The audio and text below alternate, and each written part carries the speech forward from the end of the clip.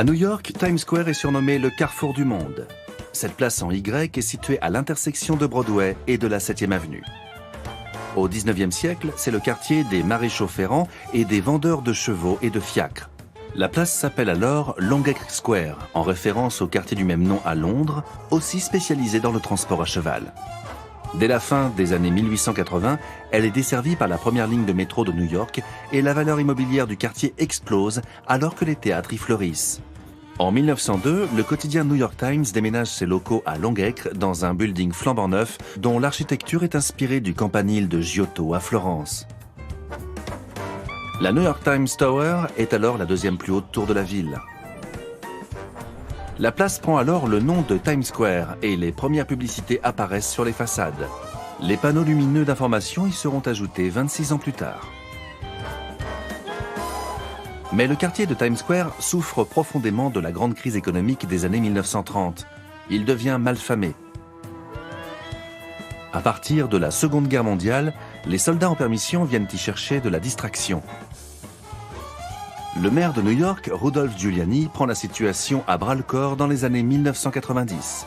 Une politique draconienne contre la criminalité et un effort d'investissement portent enfin leurs fruits. L'industrie du spectacle reprend ses droits sur Times Square, qui devient un haut lieu du tourisme américain. Les bâtiments autour de la place abritent de nombreuses chaînes et studios de télévision.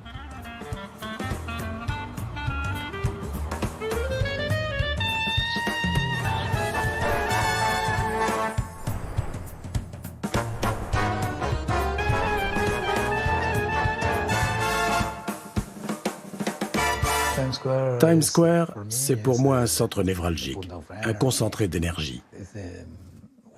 Tout converge vers cet espace réduit. C'est un lieu qu'il faut absolument voir. On y trouve les infos sur la bourse qui défile, le va-et-vient permanent des touristes, il y a de la publicité partout, l'actualité sur tout ce qui se passe dans le monde, tout ça réuni en un seul endroit. Aujourd'hui, 350 000 personnes traversent quotidiennement le carrefour du monde.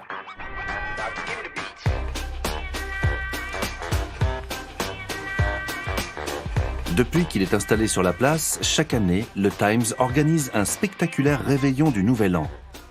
Sur le toit du gratte-ciel, une grosse boule est descendue pour marquer minuit et le passage à la nouvelle année.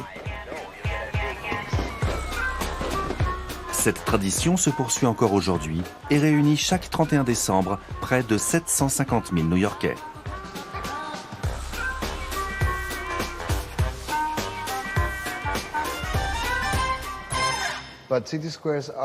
Dans une grande ville, les places sont forcément des lieux de manifestation.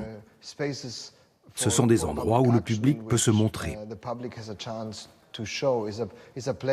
Ce sont des lieux où l'on peut décrypter les changements dans la société. Rien qu'en s'arrêtant sur une place publique pour observer, on peut connaître les préoccupations des habitants de la ville, s'ils sont pressés, stressés ou détendus, et même deviner leurs besoins.